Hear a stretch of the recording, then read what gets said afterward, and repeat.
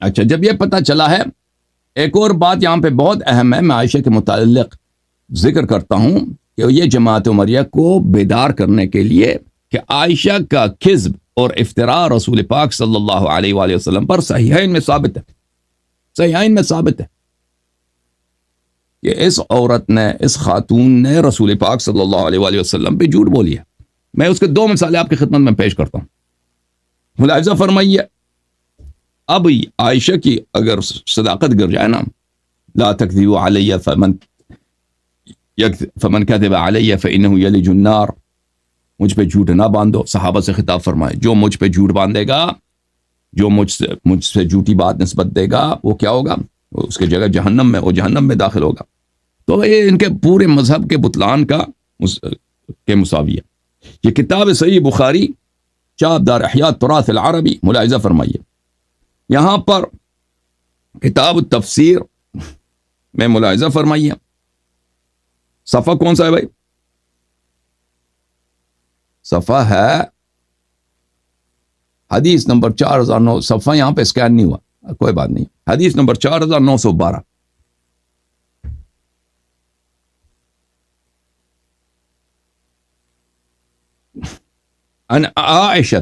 عائشہ خود عائشہ سے روایت ہے، اس نے خود اقرار کیا کہ میں نے رسول پاک صلی اللہ علیہ وسلم پہ بہتان افترا کیا۔ قالت، اس نے کہا، کان رسول اللہ صلی اللہ علیہ وآلہ یشرب عسلا عند زینب ابنت جحش، رسول پاک صلی اللہ علیہ وآلہ وسلم اپنے زوجہ جو ان کے رشتہ دار بھی ہے، جو ان کے پھوپھی کی لڑکی بھی ہے، ان کے پاس جاتے تھے اور ان کے پاس ان کو پسند تھا، شہد کھاتے تھے، وہاں پہ شہد نوش فرماتے تھے۔ وَيَمْكُثُ عِنْدَهَا، اور وہ وہاں پہ ٹھہرتے تھے اپنے پھوپھی کے بیٹی کے پھوپھی کے لڑکی کے پاس، جو ان کی زوجہ بھی ہے، ٹھہرتے تھے۔ فَوَاطَيْتُ أَنَا وَحَفْصَةُ، تو میں نے اور حفصہ نے سازش کی ہے، اللہ اکبر، أَيَّتُنَا دَخَلَ عَلَيْهَا فَلْتَقُلْ لَهُ، آپ میں سے، ہم دونوں میں سے، ہم نے آپس میں سازش کی ہے، پیکٹ بنایا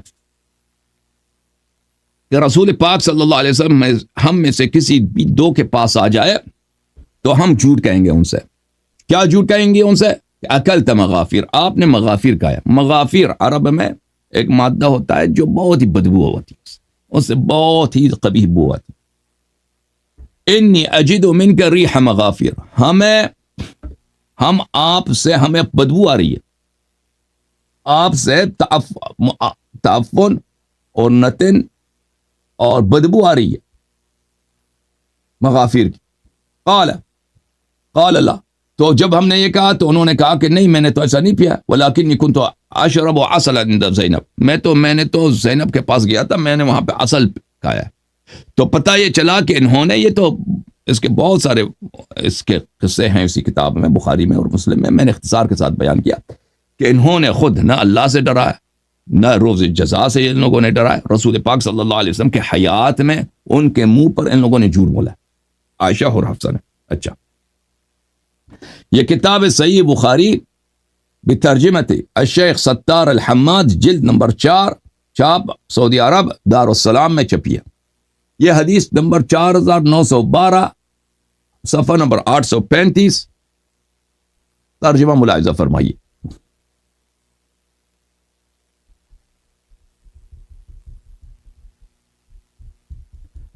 عائشہ سے روایت ہے، انہوں نے کہا رسول اللہ صلی اللہ علیہ وآلہ وسلم حضرت زینب بنت جحش رضی اللہ تعالی عنہا کے ہاں شہد پیتے اور ان کے پاس ٹھہرتے تھے، چنانچہ میں نے اور حفصہ نے باہمی اتفاق سے طے کر لیا کہ رسول اللہ صلی اللہ علیہ وآلہ وسلم ہم میں سے کسی کے پاس بھی آئیں تو وہ کہے کہ آپ نے مغافیر کہی ہے، کیونکہ میں آپ سے مغافیر کی بو محسوس کرتی ہوں۔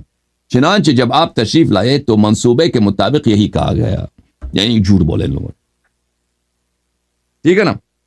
تو یہ جب رسول اللہ صلی اللہ علیہ وسلم کے منہ پہ جھوٹ بول سکتی ہیں تو ان کے وفات کے بعد جب ان کا منفعت ہے دنیا کی، ان کے ابے کی خلافت بن رہی ہے، اس کی خلافت کی شرعیت کی بات ہو رہی ہے، ان کی خلافت کی، مثلا ان کی سیاست کی صحت کی بات ہو رہی ہے، تو وہاں پہ کیوں جھوٹ نہیں بول سکتی؟ اچھا، یہاں پہ ملاحظہ فرمائے فائدہ، رسول اللہ صلی اللہ علیہ وسلم بڑے لطیف مزاج اور نفاست پسند تھے. کیوں؟ آپ کو یہ بات انتہائی ناپسند ہے کہ آپ کے جسم مبارک یا کپڑوں سے کوئی ناگوار بو آئے. آپ ہمیشہ خوشبو پسند کرتے اور خوشبو لگایا کرتے تھے. عائشہ نے یہ پروگرام اس لیے تشکیل دیا تھا کہ آپ حضرت زینب رضی اللہ تعالی عنہا کے ہاں جانا اور وہاں قیام کرنا کچھ کم کرنا. دیکھیں عائشہ اگر رسول پاک صلی اللہ علیہ وسلم وہاں زینب کے پاس جاتے ہیں، آدھا گھنٹہ 1 گھنٹہ ادھر رک جاتے ہیں زیادہ سے زیادہ، یہ کام کم کر دیں. اس کے لیے جھوٹ بول سکتی ہے تو اپنے ابے کی خلافت کے لیے جھوٹ نہیں بول سکتی. اب ایک اور واقعہ آپ کو سناؤں اس کے جھوٹ کا. ملاحظہ فرمائیے، یہ صحیح بخاری ہے.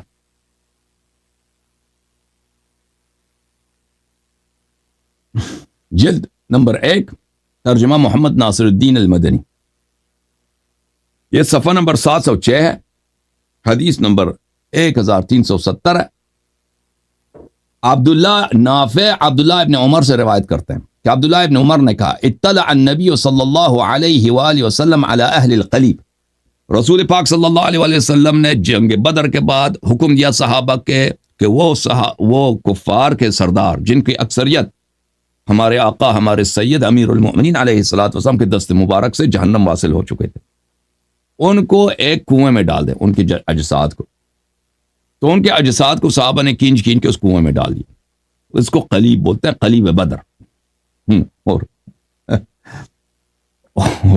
صحابہ کرام جب نشہ کرتے تھے نا شراب کی، تو اسی قلیب بدر والوں کے لیے وہ نوحہ سرائی کرتے تھے. آپ کو میں نے اشعار سنائے تھے نا، یاد ہے آپ کو؟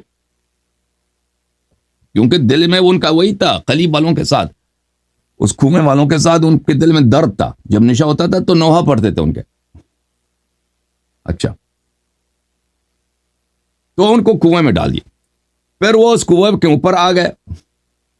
فقال وجدتم ما وعد ربكم حقا، کیا آپ نے جو اللہ نے وعدہ کیا تھا آپ سے اس کو حق پایا؟ اللہ کی عذاب، میری رسالت وغیرہ مرنے کے بعد پتہ چلا نہیں پتہ چلا آپ کو؟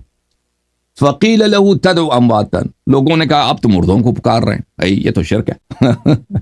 آپ مردوں کو پکار رہے ہیں. فقال، یہ بولنے والا بھی عمر بن الخطاب تھا، اعتراض کرنے والا. فقال ما انتم باسمع منهم ولكن لا يجيبون، آپ ان سے زیادہ میری بات کو نہیں سمجھ سکتے. آپ میری بات ان سے زیادہ، وہ میری بات کو ان سے بہتر نہیں سنتے. ہائے ہائے، جن سے کافر مردے جن سے بہتر رسول پاک صلی اللہ علیہ وسلم کی بات کو سنتے ہیں. ٹھیک ہے نا؟ کیا کیا صحابت ہے.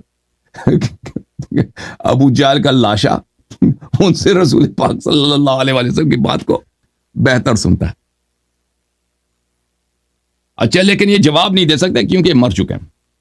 اچھا، روایت یہ ہے، ابن عمر سے روایت ہے، نبی صلی اللہ علیہ وآلہ وسلم گڑھے والے کفار کے پاس تشریف لے گئے، وہی بدر میں جو گڑھا تھا، جو کنواں تھا، اور فرمایا جو تمہارے رب نے وعدہ کیا تھا تم نے اسے سچا پایا؟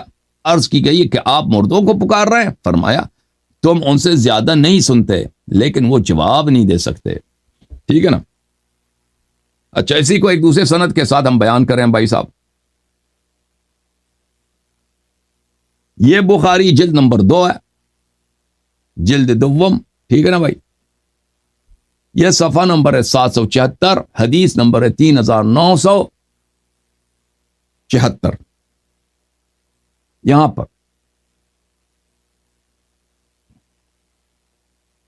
انس بن مالک نے روایت کی ابو طلحہ سے. میں اس کو بڑا کر دیتا ہوں تاکہ آپ لوگ اس کو اردو میں پڑھ لیتے ہیں بھائی. ٹھیک ہے نا؟ انس بن مالک نے حضرت ابو طلحہ سے روایت کیا ہے کہ نبی کریم صلی اللہ علیہ وآلہ وسلم نے بدر کے دن کفار قریش کے 24 سرداروں کی لاشوں کو ایک کنویں میں پھینکنے کا حکم فرمایا تھا. چنانچہ ان گندے لوگوں کو ایک گندے کنویں میں پھینک دیا گیا. آپ کی عادت کریمہ تھی کہ جب کسی قوم پر غلبہ حاصل ہوتا تو 3 راتیں وہاں قیام فرما رہے. جب میدان بدر میں تیسرا دن آیا تو اپنی سواری کو حکم فرمایا. چنانچہ آپ کی اونٹنی پہ کجاوا کس دیا گیا. جب آپ چل پڑے تو صحابہ کرام بھی آپ کے پیچھے چل دیے. اور ان حضرات کا بیان ہے کہ ہم تو یہ سمجھتے تھے کہ آپ کسی حاجت کے لیے جا رہے ہیں، یعنی کسی کام کے لیے جا رہے ہیں. حتیٰ کہ آپ اسی کنویں کے مندیر پر جا پہنچے اور ان لوگوں کے نام مع ولدیت لے کر مخاطب فرمایا کہ اے فلان ابن فلان، اے فلان ابن فلان، کیا یہ بات تمہیں اچھی لگتی ہے کہ تم اللہ اور رسول صلی اللہ علیہ وسلم کا حکم مانتے؟ بے شک ہمارے رب نے ہم سے جس چیز کا وعدہ فرمایا تھا وہ تمہیں مل گئی یا نہیں؟ راوی کا بیان ہے کہ عمر نے عرض کی، یا رسول اللہ، آپ ایسے جسموں سے کلام فرما رہے ہیں جن کے اندر روحیں نہیں ہیں۔ عمر نے کیا کہا تھا؟ عمر نے کہا، یا رسول اللہ، ما تکلم من اجساد لا ارواح لها، یہ کیا کام کر رہے ہیں؟ مردوں سے بات کر رہے ہیں آپ، یہ کوئی کام ہے بھائی؟ رسول صلی اللہ علیہ وسلم نے کیا فرمایا؟ پس رسول صلی اللہ علیہ وآلہ وسلم نے فرمایا، قسم اس ذات کی جس کے قبضے میں محمد صلی اللہ علیہ وآلہ وسلم کی جان ہے، جو کچھ میں کہہ رہا ہوں اسے تم ان سے زیادہ نہیں سنتے۔ اللہ اللہ یعنی ابو جہل کی لاش رسول صلی اللہ علیہ وآلہ وسلم کی بات کو عمر سے بہتر سمجھتا، ٹھیک ہے نا؟ یہی تو مطلب ہے اس کا۔ ابو جہل کا جو لاشا ہے، شیبہ کا جو لاشا ہے، وہ عمر سے افتا ہے، عمر سے بہتر رسول پاک صلی اللہ علیہ وسلم کی باتوں کو سنتا۔ اچھا، جب یہ پتا چلا میرے محترم ناظرین، ایک اور حدیث بھی آپ کو دکھاؤں۔ یہ حدیث صفحہ نمبر 689 بخاری میں حدیث نمبر 1338 ہے۔ رسول اللہ صلی اللہ علیہ وآلہ وسلم سے روایت ہے کہ ان المیت لیسمع قرع نعالہم، مردہ جوتوں کی آہٹ سنتا ہے۔ انس سے روایت ہے، نبی کریم صلی اللہ علیہ وآلہ وسلم نے فرمایا، بندے کو جب اس کی قبر میں رکھ دیا جاتا ہے اور اس کے ساتھی واپس چلے جاتے ہیں، حتیٰ کہ وہ ان جوتوں کے آہٹ سن رہا ہوتا ہے۔ اچھا، تو یہ سب باتیں آپ کو پتہ چل گیا نا، مختلف اسانید کے ساتھ، کہ ابو طلحہ سے بھی روایت، عبداللہ بن عمر سے بھی روایت۔ یہ لوگ وہ تھے جو وہاں پہ موجود تھے، ٹھیک ہے نا؟ جنگ بدر میں ابو طلحہ موجود تھے، انہوں نے اپنی چشمدید روایت کیا۔ اب ملاحظہ فرمائے عائشہ، یہ صحیح بخاری ہے، جلد نمبر 2، یہ صفحہ نمبر 777 ہے، حدیث نمبر 3978، عن ہشام عن ابیہ، عائشہ سے روایت۔ عائشہ سے کیا روایت ہے؟ بلکہ یہ حدیث 3979، عائشہ نے کہا کہ رسول پاک صلی اللہ علیہ وسلم نے فرمایا، جب آپ اس گڑھے پر کھڑے ہو گئے جس میں مشرکین کے مقتولین بدر پڑے ہوئے تھے، تو آپ نے ان سے خطاب فرمایا، اور یہ نہیں فرمایا کہ میرے ارشاد کو سن رہے ہیں، بلکہ یہ فرمایا تھا کہ اب یہ جان گئے ہیں کہ جو کچھ میں ان سے کہتا ہوں وہ حق ہے۔ فقال لهم ما قال انهم لا يسمعون۔ دیکھیں، عائشہ کہہ رہی ہے کہ رسول پاک صلی اللہ علیہ وسلم نے یہ نہیں فرمایا۔ یہ جھوٹ ہے کہ نہیں ہے؟ عائشہ تو وہاں پہ تھی نہیں، تو وہاں پہ کیوں کہہ رہی ہے؟ تو وہاں پہ تھی نہیں ہے، تو آپ وہاں پہ نہیں تھی، کیوں آپ کہہ رہے ہیں کہ رسول پاک صلی اللہ علیہ وسلم نے یہ نہیں فرمایا؟ عائشہ نے تو آپ نے ان سے خطاب فرمایا اور یہ نہیں فرمایا کہ یہ میرے ارشاد کو سن رہے ہیں، بلکہ رسالت پناہ صلی اللہ علیہ وسلم کے جملے کیا تھے کہ یہ مردے جو ہیں آپ سے بہتر میری بات کو سمجھ رہے ہیں، سن رہے ہیں، لیکن آپ جو ہیں یہ لوگ جواب نہیں دے سکتے۔ یہ عائشہ کیا کہتی ہے؟ فقال لهم ما قال انهم لا يسمعون بل انما قال انهم الان لا يعلمون ان ما كنت اقول لهم حق۔ یہ آپ رسول اللہ صلی اللہ علیہ وسلم نے یہ نہیں فرمایا کہ مردہ میری بات سن رہے ہیں، بلکہ رسول پاک صلی اللہ علیہ وسلم نے فرمایا کہ اب ان کو پتہ چل گیا ہے کہ میری باتیں حق ہیں۔ ٹھیک ہے نا بھائی؟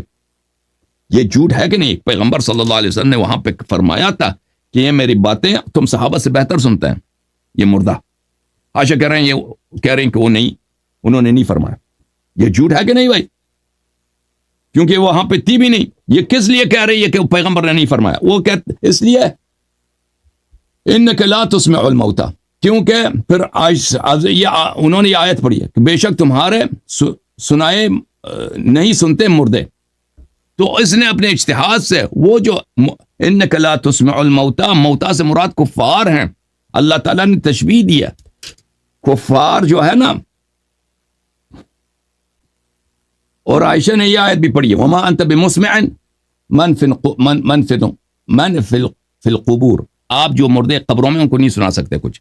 یہ مسمع من فی القبور، یہ اس سے مراد حی زندہ کفار ہیں، اس سے مراد قبرستان والے مردے نہیں ہیں. عرض یہ ہے کہ عائشہ نے اپنی اجتہاد کی وجہ سے، قرآن کے نہ سمجھنے کی وجہ سے، اس نے ایک صحیح حدیث کی تکذیب کی اور رسول پاک صلی اللہ علیہ وسلم پہ جھوٹ بولا ہے کہ پیغمبر نے ایسا نہیں فرمایا. یہ کتاب تفسیر القرآن العظیم لابن کثیر الدمشقیہ، الجزء السادس، چاپ دار طیبہ للنشر والتوزیع. ملاحظہ فرمائیے، انک لا تسمع الموتى ولا تسمع الصم الدعاء اذا ولوا مدبرین.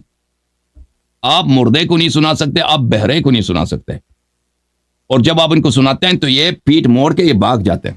یہ کون سے مردے ہیں جو پیٹ بھاگ کے بھاگ جاتے ہیں؟ یہ کون سے مردے ہیں جو بہرے ہیں؟ اور بھائی یہ زندہ کفار ہیں. اللہ نے ان کو، کیونکہ یہ بات سنتے ان پہ اثر ہی نہیں ہوتا حق بات کا، اس لیے ان کو مردہ بولا. اچھا، فرمایا اس آیت کی تفسیر میں، انک لا تسمع الموتى ای لا تسمعهم شیئا ينفعهم فكذلك هؤلاء على قلوبهم غشاوة وفي آذانهم وقر الكفر. یہ کفار ہیں اسی طرح کہ آپ مردے کو ایک ایسی چیز سنا دینا کہ ان کو اس کا فائدہ ہو. مردے کو نہیں سنا سکتے، مردہ سن تو لے لیتا ہے، اب اس کو کلمہ پڑھائیں، اس کلمہ پڑھنے کا مرنے کے بعد کیا فائدہ؟ ٹھیک ہے نا، اس طرح مراد ہے اس کا. قرآن مجید کفار کو مردہ بولا ہے اس لیے کہ ان کے دلوں پہ پردہ ہے اور ان کے کانوں پر کفر کا ایک حائل دیوار ہے. ملاحظہ فرمائیے، قرآن مجید میں سورہ مبارکہ انعام میں آیہ نمبر 122 میں اومن کان میتا فاحییناہ وجعلنا له نورا یمشی به فی الناس کمن مثلہ فی الظلمات لیس بخارج منها. ایک شخص جو مردہ تھا، ہم نے اس کو زندہ کیا اور ہم نے اس کے لیے نور قرار دی. وہ لوگوں میں نور کے ساتھ زندگی کر رہا ہے. کیا وہ اسی طرح ہے، اس شخص کی طرح جو ظلمات میں، تاریکیوں میں؟ یہ جو مردہ تھا اس کو ہم نے زندہ کیا. اس سے کیا مراد؟ یعنی کافر تھا، ہم نے اس کو نور ایمان دیا. مردے سے مراد کافر ہے. کہنے کا مقصد یہ ہے میرے محترم ناظرین کہ یہاں پہ عائشہ نے اپنی اجتہاد کی وجہ سے ایک آیت کو غلط سمجھا ہے، اس کی وجہ سے وہ رسول پاک صلی اللہ علیہ وسلم پہ جھوٹ باندھ رہی ہے. کہتے پیغمبر نے یہ نہیں کہا، حالانکہ پیغمبر نے کہا. تو پتہ یہ چلا کہ عائشہ کی باتوں پہ متعدد وجوہ کی وجہ سے کوئی اعتبار نہیں ہے.